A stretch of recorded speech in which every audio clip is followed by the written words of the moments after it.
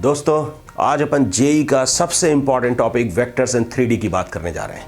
मैं सबसे इंपॉर्टेंट इसको क्यों बोल रहा हूं कि क्योंकि जेई में सिर्फ और सिर्फ एक टॉपिक है वेक्टर्स एंड 3D, जिसमें से मेंस लीजिए या एडवांस्ड का एग्जाम लीजिए 8 से 10% कवर करता है। आप खुद से सोचिए कि पूरे के पूरे जेई एग्जाम में कैलकुलस में 14 टॉपिक्स हैं और 30-35% कवर करता है। कोऑर्डिनेट में 5 टॉपिक्स हैं, वो 20 to 25% कवर करता है, जबकि वेक्टर्स एंड 3D सिर्फ और सिर्फ एक टॉपिक 10% तक कवर करता है। मतलब अगर अपन किसी भी एग्जामिनेशन की बात करें तो 3 से 4 क्वेश्चंस, 2 से 3 क्वेश्चंस हर साल, आप किसी भी साल का पेपर उठा करके देखें, हर साल 2 से 3 या 3 से 4 क्वेश्चंस पूछे गए। इसलिए vectors and 3D is the most important. लेकिन सबसे ज्यादा जरूरी बात क्या हो जाती है, जैसा कि आपको दिख रहा है 3D, तो एक्चुअली सारे के सारे फिगर्स 3 डायमेंशनल होंगे। वेक्टर्स में 3D का बहुत इंपॉर्टेंट रोल होता है। वेक्टर्स अपन फिजिक्स में भी पढ़ते हैं, लेकिन प्रॉब्लम पता क्या है दोस्त, कि 3D को विजुलाइज करने के लिए अपने को अपनी मन की आंखें खोलनी पड़ेंगी। तो आपके पास 3 आंखें हैं, एक आपके तन की आंखें, एक मेरी आंखें और दूसरी आपके मन की आंखें।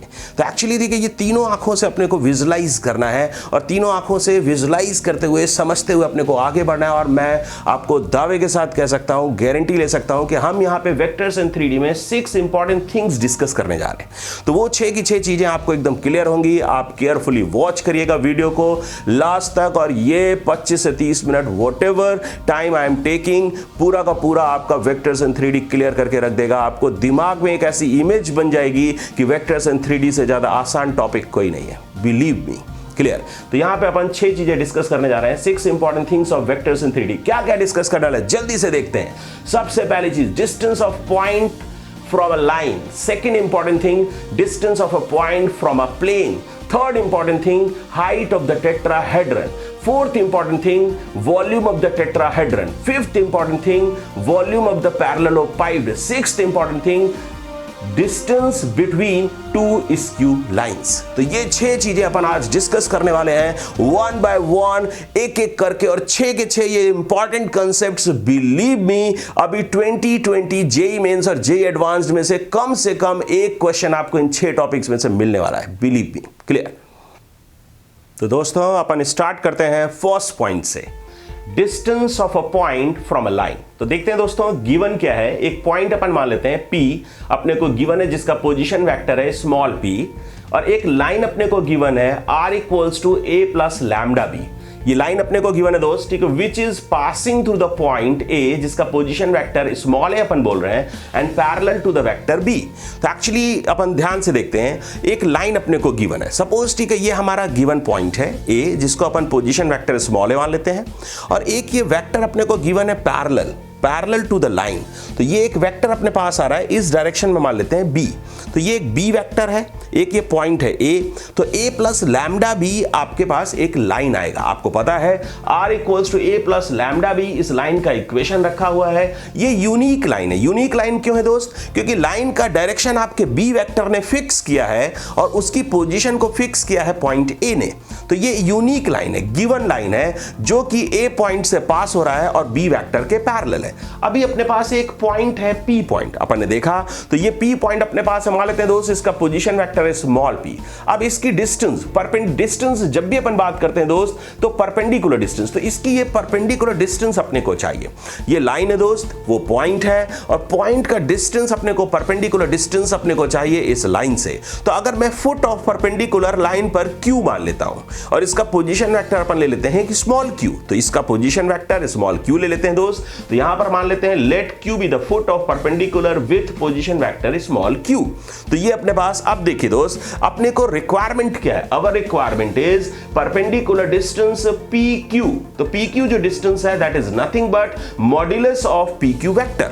तो मॉड्यूलस ऑफ PQ वेक्टर अपने को चाहिए। अब अपन 2-3 मेथड्स डिस्कस करेंगे बहुत ब्यूटीफुली, तो समझिएगा ध्यान से दोस्त। ये P पॉइंट है, P पॉइंट को उठा करके आप A पॉइंट से ज्वाइन कर दीजिए, तो PA एक आपका वेक्टर आ गया। तो यहां से AP वेक्टर आ रहा है। अब AP वेक्टर और ये आपके पास B वेक्टर है, मेरी बात समझिएगा दोस्त, एपी वेक्टर और ये आपके पास बी वेक्टर है, अगर इनके बीच का एंगल अपन थीटा ले लें तो इसका मतलब ये जो पी क्यू आपका मॉड्यूलस अपने को चाहिए, पी क्यू वेक्टर का मॉड्यूलस, ये जो पी क्यू लेंथ अपने को चाहिए, ये आपके पास एपी वेक्टर था, ये आपके पास बी वेक्टर था, दोनों वेक्टर के बीच का एंगल अपन ने थीटा लिया है, और ये आपके पास पी क्यू वेक्टर का मॉड्यूलस है जिसको अपन परपेंडिकुलर डिस्टेंस बोल रहे हैं। तो अगर अपन ट्रिग्नोमेट्री के हिसाब से बात करें तो P Q is nothing but mod AP sine theta. तो PQ जो है हमारा मॉड एपी साइन थीटा आ रहा है, इधर देखते रहेंगे ध्यान से और डायग्राम को अच्छे से समझेंगे। तो एक्चुअली जहां पर भी साइन है, ध्यान रखिए दोस्तों, मोटा मोटा आइडिया अपने दिमाग में चिपका लीजिए, जहां पर भी कॉस की बात होती है, कंपोनेंट की बात होती है, प्रोजेक्शन की बात होती है, वहां पे डॉट प्रोडक्ट यूज होता है। जहां पर साइन की बात होती है, वोगडन की बात होती है या एरिया की बात होती है, वहां पर क्रॉस प्रोडक्ट यूज होता है। तो यहां पर अपन बात कर रहे हैं दोस्त साइन, अपने को क्या चाहिए दोस्त, mod AP sine theta.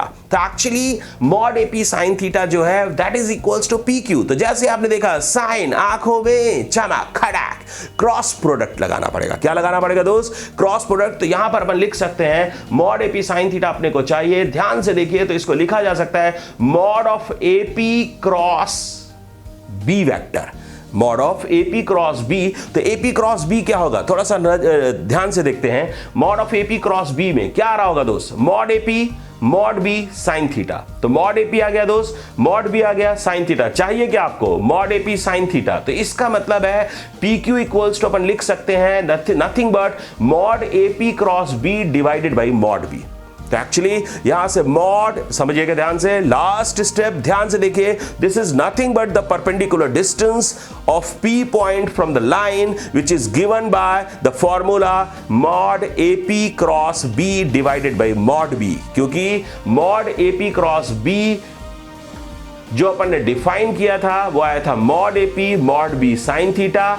Mod AP sine theta अपने को चाहिए था, मॉड बी से अपन ने डिवाइड कर दिया, तो mod AP cross B divided by mod B is coming equals to distance P Q.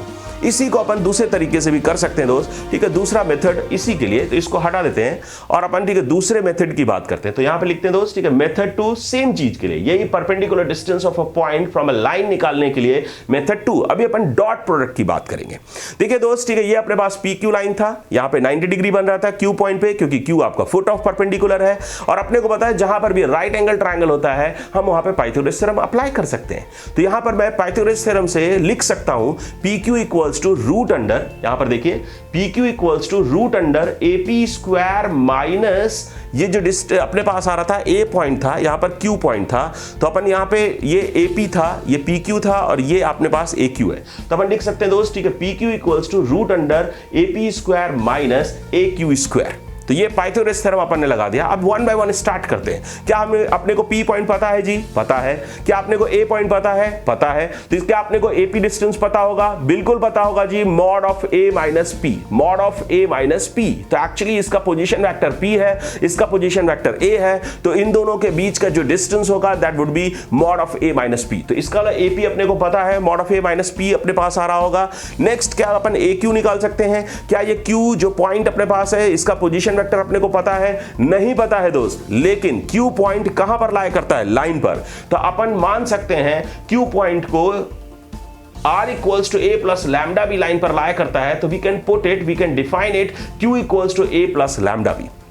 तो क्यू पॉइंट आ गया दोस्त, ए प्लस लैम्डा बी। अब अपना पास अननोन है, लैम्डा यहां पे पर्टिकुलर होगा। एक्चुअली पर्टिकुलर लैम्डा के लिए Q equals to A plus lambda B Q का पोजीशन वेक्टर होगा। लेकिन अगर मैं यहीं पर R equals to A plus lambda B जो लाइन अपन ने डिफाइन किया था ऊपर, उसमें लैम्डा बिलोंग्स टू आर है, lambda is any real parameter, जबकि यहां पर लैम्डा पर्टिकुलर पैरामीटर है। तो लैम्डा की पर्टिकुलर वैल्यू के लिए लाइन पर जो पोजीशन वेक्टर है क्यू, ये पॉइंट अपने पास क्यू को रिप्रेजेंट करेगा। ओके, सो ठीक है, अब अपने को लैम्डा निकालना है। तो लैम्डा निकालने के लिए क्या कर सकते हैं दोस्त, ये जो पी क्यू वेक्टर है, ये बी वेक्टर जो अपन ने डिफाइन किया था लाइन के पैरेलल, इसके परपेंडिकुलर है।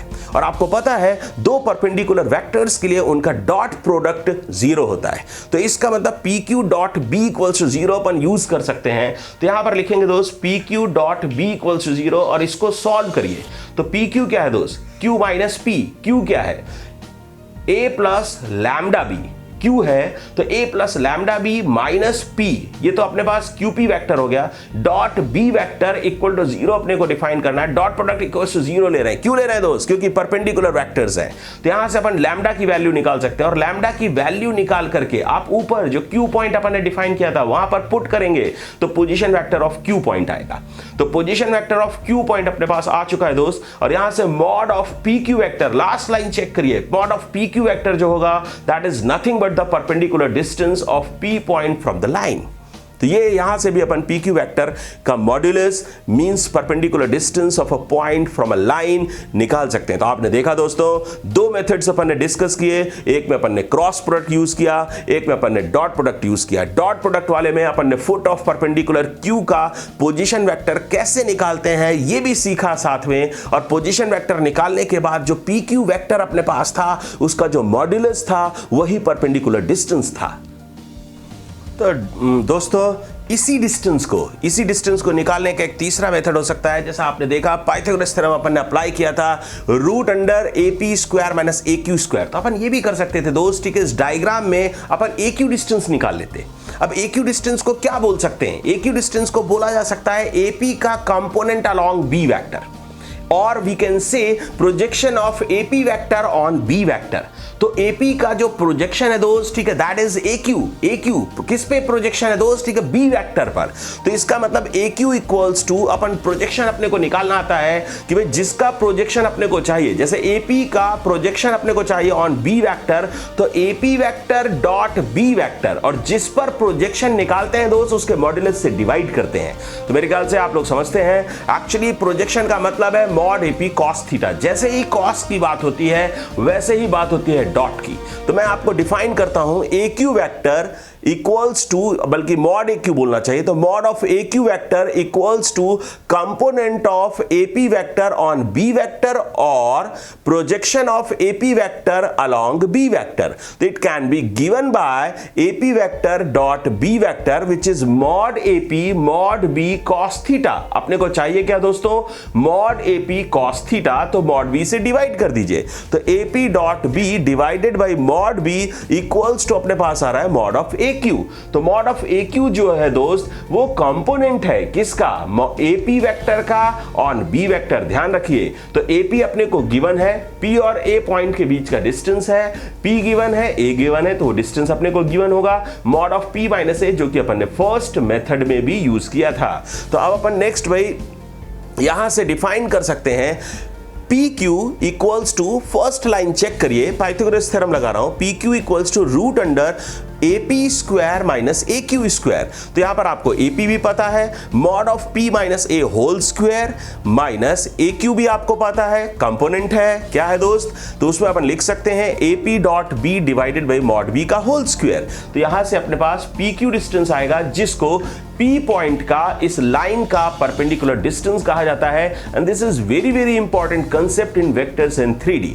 तो ये बोर्ड्स में अगर मैं NCERT और CBSE की बात करूं तो आप अगर लास्ट 20-30 इयर्स के पेपर्स उठा के देखेंगे तो ऑलमोस्ट 25 सालों में से 20 सालों में पूछा गया होगा। तो ये बहुत ही इंपॉर्टेंट कंसेप्ट होता है, जेई भी खूब पूछता है, जेई मेंस में, जे एडवांस्ड में हालांकि कम क्वेश्चंस आते हैं, वो थोड़ा हायर साइड चले जाते हैं और ये बहुत ही कंसेप्ट घिसा पिटा हो गया है, बट ये बहुत सारे प्रॉब्लम्स में अप्लाई होता है, तो इसको अच्छे से समझ लीजिए। अभी अपन नेक्स्ट पॉइंट पे आते हैं दोस्त, ठीक है। अब अपन इन सबको हटाते हैं और अपन बात करते हैं सेकेंड पॉइंट की, डिस्टेंस ऑफ पॉइंट P जिसका पोजीशन वेक्टर अपन स्मॉल p ले रहे हैं, from a plane passing through 3 points A जिसका position vector small a, B with position vector small b and C with position vector small c। तो ये अपने पास 3 points given है, एक पॉइंट P गिवन है, P पॉइंट का plane ABC के साथ डिस्टेंस निकालना है। दोस्तों ये अपने डायग्राम लेकर के आते हैं, ये आपका प्लेन रहा, ABC 3 पॉइंट्स अपने को गिवन है और उससे एक ट्रायंगुलर प्लेन बना लेते हैं। प्लेन कैसा भी हो सकता है दोस्त, लेकिन अपन ABC 3 पॉइंट से पास हो रहा है, यूनिक प्लेन है, उसका नॉर्मल एक फिक्स्ड नॉर्मल होगा, फिक्स्ड डायरेक्शन के अलोंग होगा तो ये प्लेन यूनिक होगा और इस प्लेन से ये P पॉइंट है दोस्तों, ये P पॉइंट का इस प्लेन से परपेंडिकुलर डिस्टेंस चाहिए। तो थोड़ी देर के लिए मान लेते हैं दोस्त, प्लेन पर Q फुट ऑफ परपेंडिकुलर है। तो अपनी रिक्वायरमेंट क्या है दोस्त, इस पूरे के पूरे आर्टिकल में हमारी रिक्वायरमेंट है mod PQ। Mod PQ equals to क्या है, perpendicular distance of P from the plane. तो अपन कैसे डिफाइन करें, चलो जी आगे बढ़ते हैं। तो इसको डिफाइन करने के लिए हम क्या कर सकते हैं दोस्त, कि अपने को PQ चाहिए। PQ थोड़ा सा मोटा मोटा आइडिया दिमाग में बिठा के रखिए दोस्त, कभी भी शॉर्टेस्ट डिस्टेंस चाहिए हो, मिनिमम डिस्टेंस चाहिए हो, हाइट चाहिए हो, परपेंडिकुलर डिस्टेंस चाहिए हो, तो कंपोनेंट का फंडा लगता है। तो मोटा मोटा आइडिया दिमाग में चिपका लीजिए कि कभी भी शॉर्टेस्ट डिस्टेंस चाहिए हो, मिनिमम डिस्टेंस चाहिए हो, हाइट चाहिए हो, परपेंडिकुलर डिस्टेंस चाहिए हो, तो किसी भी नोन वेक्टर क्या हो रहा है दोस्त, PA, नोन वेक्टर क्या हो रहा है, PB, नोन वेक्टर क्या हो रहा है, PC। तो ये P को A से ज्वाइन करो, known vector out of the plane, P को B से ज्वाइन करो, known vector out of the plane, P को C से ज्वाइन करो, known vector out of the plane. तो इसका मतलब इन तीनों वेक्टर्स का एक ही काम है, इन तीनों वेक्टर्स का रोल सेम है, इन तीनों वेक्टर्स की यूटिलिटी सेम है हमारे लिए। अब अगर मैं इन तीनों में से किसी भी एक वेक्टर का नॉर्मल के अलोंग प्रोजेक्शन या कंपोनेंट डिफाइन करता हूं तो उसी को हाइट कहा जाता है, उसी को परपेंडिकुलर डिस्टेंस कहा जाता है, उसी को PQ कहा जाता है। तो PQ यहां पर जो परपेंडिकुलर डिस्टेंस लिखा है, this is nothing but equal to करके लिखते हैं component of any vector out of the plane along the normal. तो अब क्या क्या हो सकता है दोस्तों, कंपोनेंट ऑफ AP वेक्टर और BP वेक्टर और CP vector on normal vector. तो इसको अपन लिख सकते हैं equals to AP dot n divided by mod n। ध्यान रखिए, जिसके अलोंग कंपोनेंट निकालते हैं उस वेक्टर के मॉड्यूलस से डिवाइड करते हैं, और जिसका कंपोनेंट निकालते हैं, जिसके अलोंग निकालते हैं, उन दोनों के डॉट प्रोडक्ट में। तो एक्चुअली ये कंपोनेंट अपने पास आ गया। नॉर्मल वेक्टर कैसे निकालेंगे दोस्त, where normal vector n equals to, normal vector कैसे निकालते हैं दोस्त, क्रॉस प्रोडक्ट यूज करते हैं। तो यहां पर ये प्लेन है, प्लेन में 3 पॉइंट्स दिया हुआ है, A दिया है, B दिया है, C दिया है। तो एक्चुअली जब ये अपने पास BA वेक्टर आ रहा है, मान लेते हैं दोस्त, ठीक है, ये BC वेक्टर आ रहा है, तो जब BC वेक्टर को क्रॉस करेंगे, BC वेक्टर का क्रॉस प्रोडक्ट अपने को लेना है। ध्यान दीजिएगा दोस्तों, BC वेक्टर का क्रॉस प्रोडक्ट BA के साथ लेंगे तो एक नॉर्मल वेक्टर अपने पास आता है, आपको सबको पता है। तो normal vector is nothing but BA cross BC। तो n इक्वल्स टू अपन डिफाइन कर सकते हैं BA cross BC, this is normal vector, this is not a unit vector. इसका जो मॉड्यूलस होगा वो मॉड BA क्रॉस BC के बराबर होगा। ओके दोस्तों, ध्यान दीजिएगा, दूसरे सेकंड और थर्ड पॉइंट पे एक छोटा सा डिफरेंस है। सेकंड पॉइंट में मैंने प्लेन को 3 पॉइंट से पास कराया था, वहां पर ABC जो थे वो पोजीशन वेक्टर्स थे पॉइंट्स के, लेकिन यहां पर मैंने वेक्टर्स लिए, लाइन सेगमेंट्स लिए हैं। तो इन दोनों पॉइंट्स पे थोड़ा ध्यान रखिएगा। थर्ड पॉइंट में ये पूरा A वेक्टर आया है, BA, मैंने A वेक्टर बोला है, this is line segment. Last वाले केस में सेकंड पॉइंट पे वो दूसरा केस था, उसमें क्या था दोस्त, A पोजीशन वेक्टर था, वो पॉइंट को एक्सप्लेन कर रहा था, B पोजीशन वेक्टर था, पॉइंट को डिफाइन हो रहा था, वो C पोजीशन वेक्टर था, वो पॉइंट को एक्सप्लेन कर रहा था। क्लियर? और यहां पर ये BA पूरा लाइन सेगमेंट है, एक वेक्टर है, BC ये दूसरा लाइन सेगमेंट है, दूसरा वेक्टर है, और जो BP जो अपने पास आउट ऑफ द प्लेन जा रहा है उसको मैंने C वेक्टर माना है। अभी अपन बात करने जा रहे हैं हाइट ऑफ द टेट्राहेड्रन। मैंने जानबूझ करके पॉइंट्स को हटा करके वेक्टर्स लगाए हैं जिससे कि आपको ये केस भी आसानी से समझ आ जाए। तो अभी मैंने आपसे क्या बोला था थोड़ी देर पहले, मोटा मोटा आइडिया दिमाग में बिठाने को, कि अगर कहीं पर हाइट ऑफ द टेट्राहेड्रन हो, minimum distance between 2 skew lines हो, या परपेंडिकुलर डिस्टेंस हो, या शॉर्टेस्ट डिस्टेंस हो, अपन कंपोनेंट यूज करते हैं, डॉट प्रोडक्ट यूज करते हैं, किसका, out of the plane vector का नॉर्मल के अलोंग। तो जैसे ही हमने देखा हाइट ऑफ द टेट्राहेड्रन, खड़ा आंखों में चमक, कंपोनेंट्स का फंडा लगेगा, डॉट प्रोडक्ट लगेगा। तो अपन यहां पर बात कर सकते हैं height of the tetrahedron equals to, मैं पहले वो लाइन लिखने जा रहा हूं, जो कंसेप्ट है जो आपको दिमाग में बिठा के रखना है, कोई भी डेटा कुछ भी गिवन हो तो वो लाइन लिखने जा रहा हूं, component of any vector out of the plane along the normal। तो ये अपने पास ये कंसेप्ट है, ये मोटा मोटा आइडिया है जो अपने को दिमाग में बिठा के रखना है। अब अपन कौन से वेक्टर्स ले लेते हैं आउट ऑफ द प्लेन? क्या क्या ले सकते हैं अपन बीपी वेक्टर ले सकते हैं, बिल्कुल जी ले सकते हैं। तो ये बीपी वेक्टर जो है ये सी वेक्टर है, ये C vector out of the plane है। और नॉर्मल वेक्टर क्या होगा दोस्त? ये आपका मैंने बोला है बी वेक्टर, बी सी को मैंने बी वेक्टर बोला है, बी ए को मैंने ए वेक्टर बोला है। अगर मैं बी को ए की तरफ क्रॉस कर दूं या ए को बी की तरफ क्रॉस कर दूं तो मेरे को नॉर्मल या तो डाउनवर्ड्स मिलेगा या नॉर्मल अपवर्ड्स मिलेगा। आपको पता है वेक्टर की जो डायरेक्शन होती है वो राइट थंब रूल से डिफाइंड होती है। तो अगर मैं ए को बी की तरफ क्रॉस करता हूं तो नॉर्मल इज एक्टिंग डाउनवर्ड्स, अगर मैं बी को ए की तरफ क्रॉस करता हूं तो नॉर्मल इज एक्टिंग अपवर्ड्स। तो कोई भी वेक्टर ले लीजिए, कोई बात नहीं, हाइट की बात करने जा रहे हैं, बाद में हम इसके मॉड्यूलस की बात करेंगे। ये एक स्केलर क्वांटिटी होगा तो डायरेक्शन इसमें बहुत ज्यादा मैटर नहीं करेगा। तो अब अपने को कंपोनेंट चाहिए, कंपोनेंट मतलब डॉट, डॉट मतलब स्केलर क्वांटिटी। तो कंपोनेंट किसका चाहिए भाई? आउट ऑफ द वेक्टर, अपने को प्लेन के बाहर जो वेक्टर जा रहा है जिसको सी बोल रहे हैं, तो इसका मतलब सी डॉट एन, नॉर्मल के अलॉन्ग वेक्टर कंपोनेंट चाहिए, नॉर्मल के अलॉन्ग प्रोजेक्शन चाहिए। तो क्या लिख सकते हैं दोस्त? नेक्स्ट लाइन में चेक करिए, it can be written as C vector dot N vector divided by mod N. तो एन वेक्टर क्या होगा? यहां पे एन वेक्टर अपन डिफाइन कर सकते हैं, where N vector is equals to A cross B और बी क्रॉस ए, कुछ भी ले लीजिए। तो सी डॉट एन है तो यहां से आ जाएगा दोस्त सी डॉट एन, एन की जगह पर अपन ए क्रॉस बी रख सकते हैं। तो ultimately height is coming equals to height equals to C dot N means C dot A cross B divided by mod N. तो this is height of the tetrahedron. ध्यान रखिएगा दोस्तों, अगर यहीं पर ए बी सी पॉइंट्स होते, P point होता तो भी अपन आसानी से प्रॉब्लम को सॉल्व कर सकते थे। कुछ नहीं करना है दोस्तों, अगर ये पॉइंट होता और ये भी बी भी पॉइंट होता, सी भी पॉइंट होता, तो हम ए और बी में से, जैसे मान लीजिए अगर ए हमारा अल्फा वेक्टर है और बी बीटा वेक्टर है और सी गामा वेक्टर है, तो अपन इसको जो बी ए हमारे पास आ रहा है, बी ए जिसको अपन ने स्मॉल ए वेक्टर बोला है, उसको अपन लिख सकते हैं, हेड हमने उधर लगाया है तो अल्फा माइनस बीटा लिख सकते हैं, alpha vector minus beta vector. और अगर बी सी की बात करूं तो बी सी को अपन लिख सकते हैं gamma vector minus beta vector. तो ऐसे भी हम तीनों वेक्टर्स को पोजीशन वेक्टर्स के टर्म में डिफाइन कर सकते हैं, हेड माइनस टेल के फॉर्म में लिख सकते हैं और वहां से इनमें वैल्यूज पुट करके हाइट ऑफ द टेट्राहेड्रन उस केस में भी निकाला जा सकता है अगर चारों vertices of the tetrahedron given है। क्लियर? अब नेक्स्ट पॉइंट पे मूव करते हैं।